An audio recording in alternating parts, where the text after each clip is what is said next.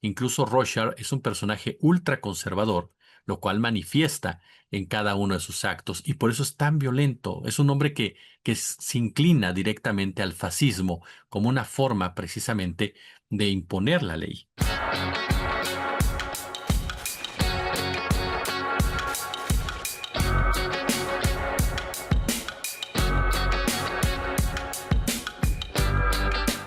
¿Cómo están amigos y amigas de esta comunidad? Pues es domingo y vamos ahora con nuestra sección ligerita, ligerita, esta de política, fútbol, cómics, libros y todo lo que se nos ocurra para hablar de política. Watchmen, Watchmen. ¿Han leído ustedes a Watchmen? Una novela gráfica histórica de Alan Moore, por supuesto, como su gran autor.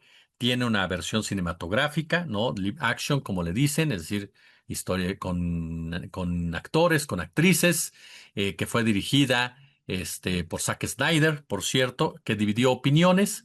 Algunos consideraron que técnicamente, en materia de producción, sin duda alguna, es una joya, pero que le había faltado cierta alma que no había logrado ser trasladada por los actores y actrices y por la dirección de Snyder, que es algo muy común. Zack Snyder es un gran director en cuestión de imágenes, literalmente te traslada el cómic a la pantalla, es un gran, pero gran director, por ejemplo, Zack Snyder, en cuestión de todo todo el ambiente lo crea de manera genial, pero siempre queda corto en la narrativa a Snyder, le falta eso que le sobra a Christopher Nolan de contar la historia completa, profunda, con sus diferentes aristas y demás.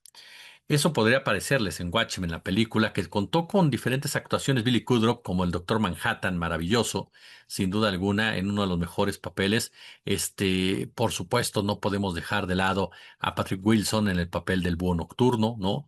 Muy, muy bien. En fin, realmente estuvieron el actor también, Harley, que lo hizo hombre de Rorschach, que es el personaje clave en todo esto para ir entendiendo. En fin, me parece que actoralmente cumplen, ¿no? Cumplen con la exigencia, pero el actor que le hizo el búho nocturno, perdón, del comediante está fenomenal, la verdad de las cosas, pero me parece que la historia como tal sí no retrató la esencia del cómic, el alma del cómic. Después apareció una serie de televisión en HBO muy buena, que es como la continuidad del cómic, no de la película, del cómic, y la verdad de las cosas es que está bastante, pero bastante recomendable. Toca el tema del racismo, toca el tema del fascismo, toca el tema también, por supuesto, de la violencia, del miedo, en fin.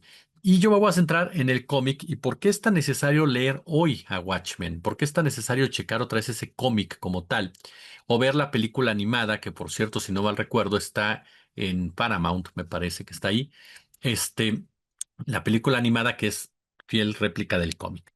Porque vivimos una época de neofascismo. Hoy el neofascismo está ya en el mundo, controla prácticamente todo el hemisferio occidental, con una influencia brutal en otras partes del mundo, ¿no? Y es una práctica a la que hay que a la que hay que combatir. Y en ese sentido me gustaría centrar todo el tema de Watchmen, ¿no? Esta historia creada, insisto, algunos datos biográficos de Alan Moore y de David Gibbons, y que desde mi punto de vista es una crítica muy profunda a lo que podemos definir como poder absoluto, ajá, el poder absoluto, al fascismo y a la política exterior de Estados Unidos. Ahí voy. ¿Por qué lo pongo en este momento en cual en esta semana vimos cómo México volvió a ser víctima de agresiones de parte de Estados Unidos de injerencismo, según palabras de la propia presidenta Claudia Sheinbaum, con el retiro de la visa de Andrés López Beltrán y con otro tipo de comportamientos completamente inaceptables? Algo que también llamó mucho la atención en su momento de Watchmen, déjeme hacer un paréntesis bonaciano, es que desmitificó al superhéroe clásico, ¿no? Lo mostró no como un salvador benevolente, sino más bien como un vigilante que está por encima de la ley y que sigue sus propias reglas, o bien sigue las reglas de un gobierno. Sueltan una de las grandes preguntas: ¿qué pasaría si Superman estuviera controlado por el gobierno estadounidense? Si Superman hubiera participado en la guerra de Vietnam. Aquí el hombre más poderoso es el Doctor Manhattan. Ujú. Que en la película y en el cómic hay una frase maravillosa en donde dicen Dios existe y es norteamericano, o el superhombre existe y es norteamericano. Y eso nos muestra el uso que hubiera dado Estados Unidos si realmente existieran estos personajes, el uso que le hubiera dado a alguien con superpoderes, con superfuerza, con supervelocidad. Un uso como arma militar. ¿Por qué? Porque Estados Unidos todo lo convierte en un arma intervencionista y colonialista. Está un personaje como Rorschach, que vamos a platicar ahorita de él, está el Búho Nocturno, está Sick Spectre, está también, por supuesto, The Comedian, por supuesto, y Ozymandias. Ozymandias, que es el gran villano de toda la historia. Pero hay un punto que me parece muy interesante también aquí y que no lo debemos dejar de lado. La idea de Alan Moore y de David Gibbons era tomar a la Liga de la Justicia y humanizarla. Obviamente no los dejaron. Decidieron entonces tomar, no, a otros personajes, tampoco los dejaron y entonces crearon los propios para poder manejar una joya de esta naturaleza.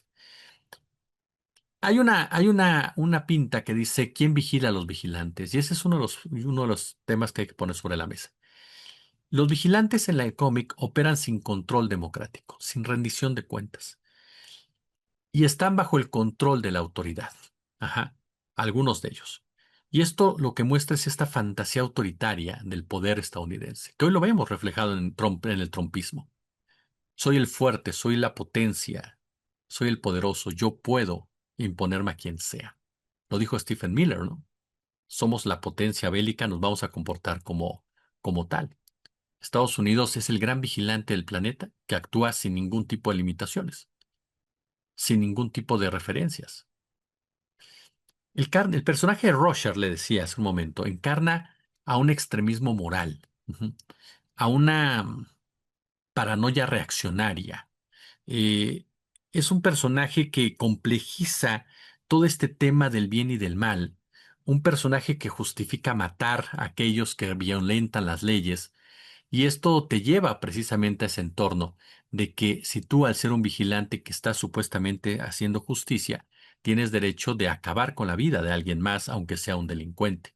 Rorschach considera que sí, que tiene toda esa posibilidad. Incluso Rorschach es un personaje ultraconservador, lo cual manifiesta en cada uno de sus actos y por eso es tan violento. Es un hombre que se inclina directamente al fascismo como una forma precisamente de imponer la ley.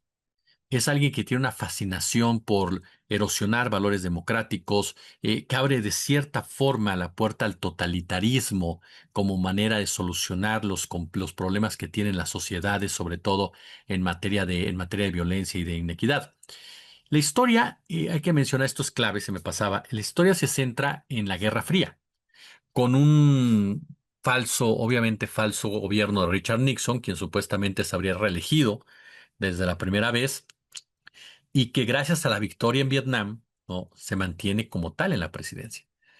Y la victoria la alcanza cuando involucra al doctor Manhattan y el doctor Manhattan participa activamente en esa guerra, lo cual consolida a Estados Unidos como la gran potencia del mundo. Este doctor Manhattan es un personaje que, que representa un arma de disuasión nuclear. Ajá. Es un tipo que es capaz de transformar el equilibrio del poder global en una especie de tablero ajedrez, ¿no?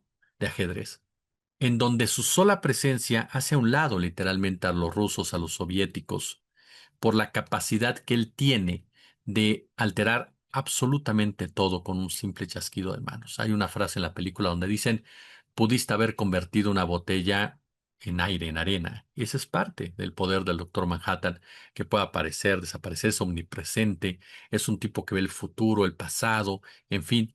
Y te muestra a ese gran vigilante, ¿no? A ese poderío nuclear, ese poderío disuasivo en un momento dado que el gobierno de Estados Unidos no teme utilizar, y a la vez es un hombre que comienza a cansarse de la humanidad como tal y alejarse, y entre cada paso que ya lleva a su deshumanización hay un enorme temor porque no saben cómo va a reaccionar en un momento dado. Está el caso de Ozymandias, le decía. Ozymandias es el villano y él simboliza a esta especie de millonario, un hombre millonario fuerte, que cree tener siempre la razón. Podríamos hacer un paralelismo con lo que ahora es el tecnofeudalismo, ¿no? Estos tipos de dinero geniales que creen que ellos son los que saben perfectamente cómo se deben de comportar siempre en cada una de las acciones, ¿no? Un personaje que sin duda alguna cree que puede alcanzar la paz mundial acabando con la mayoría de la población, ¿no? Y yendo con una idea de que el fin justifica los medios, lograr la paz, evitar que el mundo se acabe, que eso es lo polémico de Watchmen, cuando Simandias dice, pues logré la paz, sí, con un engaño, sí, con muertes, pero logré la paz. ¿Qué tan válido es esto? ¿Es válido o no es válido? Un tipo que orquesta una catástrofe para evitar ya, dice, murieron millones, pero salvé a billones. ¿Es válido o no lo es? Alguien que cree tener el derecho de decidir la vida de los demás, por ser brillante, por ser inteligente, por ser superior en esos ámbitos. El personaje del comandante es un paramilitar, así de sencillo se lo digo, es un paramilitar, un hombre que ha perdido la fe en las instituciones democráticas y que se comporta directamente, directamente como un matón al servicio del poder, que no tiene ningún empacho en reprimir a quien sea, con tal precisamente de demostrar hasta dónde ha llegado ya la podredumbre del bendito sueño americano. La realidad es que es una de las obras imperdibles porque nos planteaba desde hace años Alan Moore en lo que amenazaba con convertirse Estados Unidos. Una obra que tiene un impacto cultural histórico brutal, la novela gráfica, por supuesto, una obra maestra en todos los sentidos, una obra que cuestiona, por supuesto, la moralidad misma de la sociedad, la moralidad misma de de los, este, de los superhéroes, pero sobre todo del ser humano, de ese ser humano que es capaz, por supuesto, de llegar hasta los peores momentos. Una saga que sin duda alguna, ¿no? Alan Moore nos ayuda a deconstruir toda la geopolítica de esa época que ahora se ve reflejada en la misma y que advierte precisamente sobre estos excesos estatales y sobre esta ceguera ideológica. Por eso le digo que estamos hoy por hoy en un momento clave en todo ello. Em, Hay otros dos personajes que me parece que los voy a mencionar en ese sentido, porque representan al ciudadano común, al ciudadano de clase media alta, bien intencionados pero ineficaces, atrapados en su propia nostalgia, eh, no tienen una política fuerte como tal, pero son cómplices pasivos de las decisiones de sus personajes, de sus socios, Búho Nocturno y este Espectro de Seda, ¿no? Sería como tal. Y la tesis central de la novela de Moore cuestiona la legitimidad democrática de cualquier actor que ejerce el monopolio de la fuerza o la justicia, sobre todo sin rendir cuentas ante nadie. Y hay una deconstrucción de la imagen del Salvador, ¿no?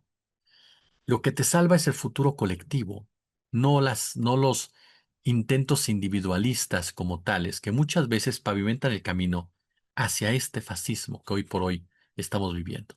Usted ve a Donald Trump, un hombre que se presume de individualismo. Estados Unidos es la nación que fomenta el individualismo como una forma de creatividad, como una forma de desarrollo, ¿no? Y es la brutalidad de la política exterior estadounidense, esa misma brutalidad que hoy por hoy está de la mano del fascismo. Esa brutalidad que no teme secuestrar presidentes, intervenir en estados, masacrar a quien sea, generar guerras, ni mucho menos, y amenazar siempre con el miedo nuclear, de la destrucción como tales, que busca someter a las poblaciones en muchos sentidos, y que aparte de todo desnuda esa paranoia estadounidense que se ve reflejada en ese concepto de Trump, no, en muchos aspectos que tienen que ver con la grandeza norteamericana, la excepcionalidad estadounidense. Watchmen es una obra necesaria para entender el mundo que vivimos hoy. Una obra que desde hace más de 20, 40 años evidenciaba las fracturas del llamado pueblo elegido por Dios, las fracturas del sueño americano, el racismo tan profundo que existía en cada uno de sus personajes. Nos vemos la siguiente semana. Por lo pronto, muchas gracias por estar con nosotros.